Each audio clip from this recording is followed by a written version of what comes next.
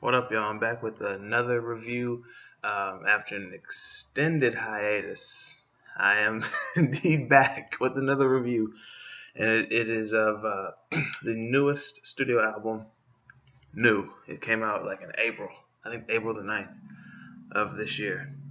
The newest studio album from Brockhampton, entitled Roadrunner, New Light, New Machine. This is their sixth studio album, and I really don't think I have to give much of an introduction to Brockhampton, especially if you watch this channel, then you already know. If you've been watching this consistently for some years now, then you know I've reviewed every album, and you're familiar with them. Even if you haven't, if you're watching this video, I'm sure you know who Brockhampton is. But yeah, this is the sixth one. I can continue to say I've reviewed all their albums now. I want to say they're dropping another one this year. It was at least rumored. The 2020s, man, I've just been all over the places in terms of reviewing music. I'm actually listening to more music now than ever. It's just the reviews, because there's so much to listen to. I have to sift through all that before I can finally get to not necessarily what I want to. I mean, I do want to review this, of course, but what I have to sift through everything and then get to what I look at and go, yeah, definitely got to at least review that. And this is one of them. So let's go ahead and get right into it. The first track, Buzz Cut, is I'm definitely feeling this track as an intro, and that's basically all I really have to say about it. And then we get the next track, Chant. Well, actually, hold on, because I want to make sure that I had. Okay, there we go. Perfect. Okay. Yeah, I thought so. Because I usually say in these videos whether or not I'm reviewing every track, and I do have, well, summarizing it in the very least, every track on the album. So the next track, Chain On, featuring JPEG Mafia.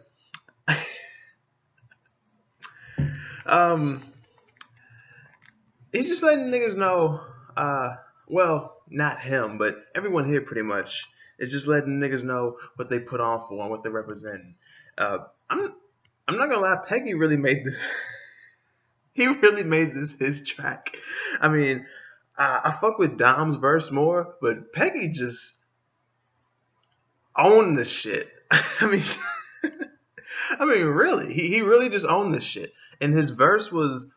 It was longer than I had realized. I mean, I knew it was a longer verse than most typical verses are in a track, not just for him, but just in hip hop in general. But I noticed that it was going on longer, and I did not really mind because he was just ripping shit. Like he was just ripping this shit up.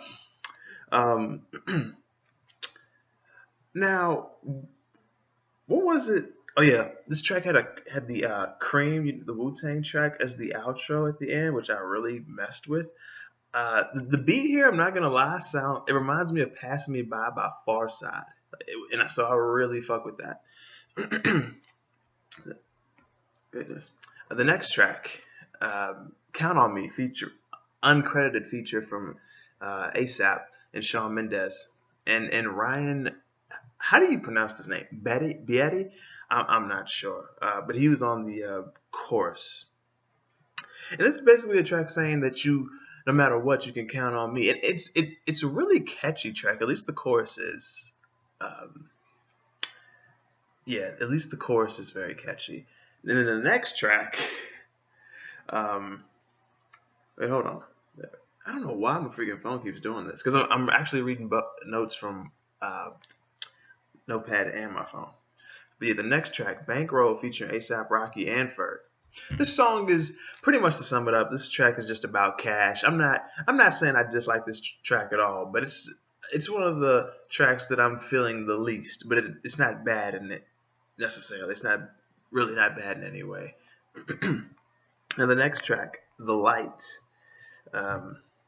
This track is just about trying to see the light, and Joba here, man. He just makes me feel him with how he just goes into such detail with his subject matter. Just talking about the blood and the skull fragments from his father killing himself, and his mother squealing in the background. It's just like, jeez, and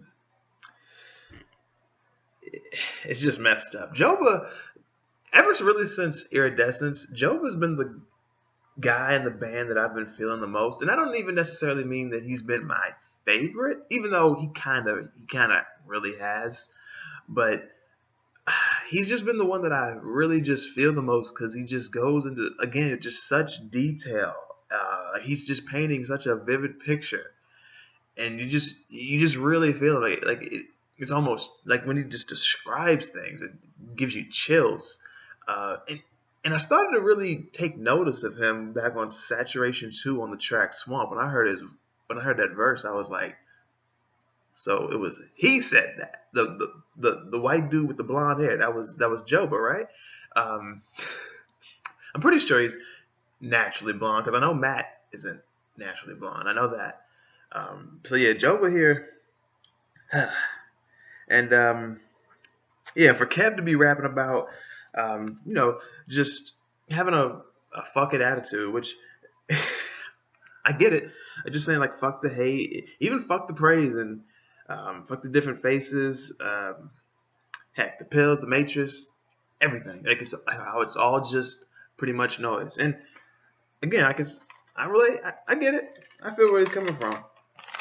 Now with this next track here, Windows, featuring well, again, Ryan, I hope I'm pronouncing it right. Betty? Yeah, I've seen the name before.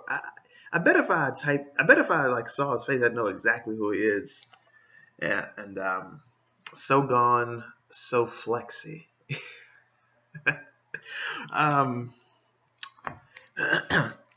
This is the longest track, and just talking about how everyone's watching and how everyone's calling, looking through the windows, and Joba once again just takes the track, talking this time about maybe not capitalism itself, but late stage capitalism, plaguing like COVID, and just saying, fuck the government, since they pretty much, that's been, I mean, that's how the government pretty much is looking at the citizens. So why not? Why shouldn't the citizens feel the same way back? But yeah, and talking about deception and etc. And I really love the beat switch here as well. Now the next track, I'll Take You On, featuring Charlie Wilson. I did not expect that. I mean, I'd seen the feature list, of course, but just to see Charlie Wilson, I was like, huh, okay. This reminds me of how I wasn't expecting him to be on, I forget what the track was called, but it was on Tyler, the Creator's album, Cherry Bomb, back in 2015. So when I saw that, I was like, wow. I don't think it was Wings. I don't think it was Find Your Wings. But yeah, just talking about how how you just need somebody, and how you just inviting them to invite you in, and how you'll stay by their side, and despite their, not even despite, because I don't even want to use the word despite, just flaws and all, you'll just stay there. You'll be there for them, and in hopes also that they'll be there for you too. The next track, Old News, featuring Baird. I really hope I'm saying these names. I'm pronouncing these names correctly. Pretty much what I got from this track is just that it's about old relationships, which I mean, I have a couple, but it's like, I feel like I'd feel this track more if I had I guess a somberness about old relationships, I guess. It's just not a track. I'm feeling it's cool, but it's not one of those tracks where I'm like, oh yeah, I can't wait to put that on. It's not one of those tracks for me at all. But yeah, now the next track, What's the Occasion? This what is this? Oh, okay.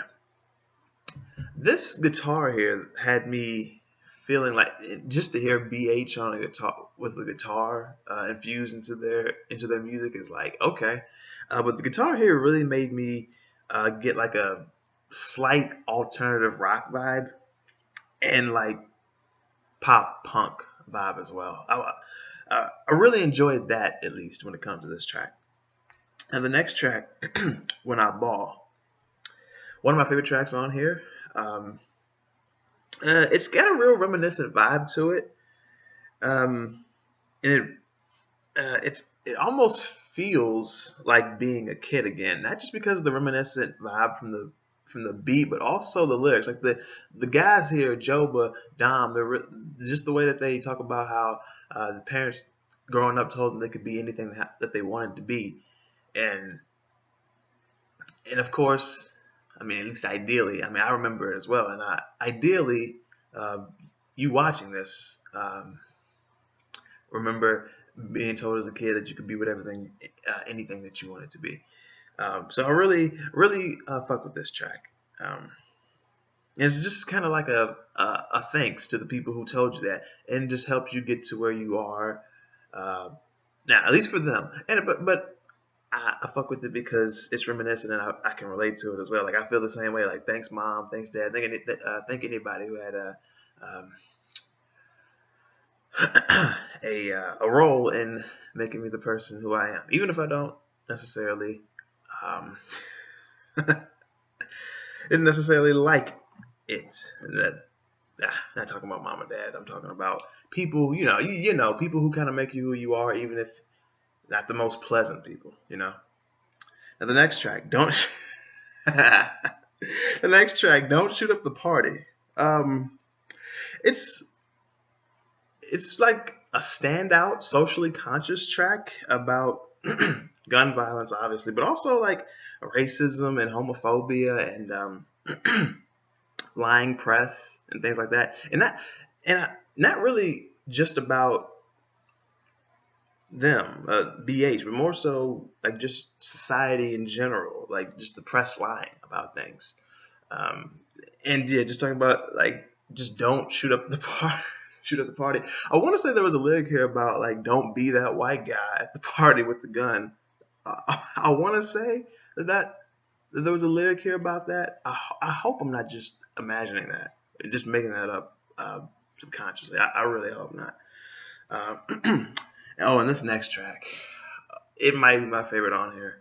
Dear Lord, it's just they got that classic gospel, that choir vibe to it, and it's just a prayer for Joba going through what he's going through, because everybody knows Joba's story, whether you're just a listener, but especially if you're in the band with him, or his mother or any close relative. Like you just know that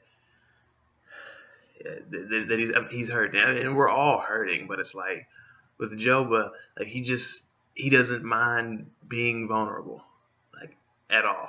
And I kind of appreciate him the most. Not even kind of. I appreciate him the most for being that way. And the last track, at least for this, because I didn't do the bonus, the deluxe.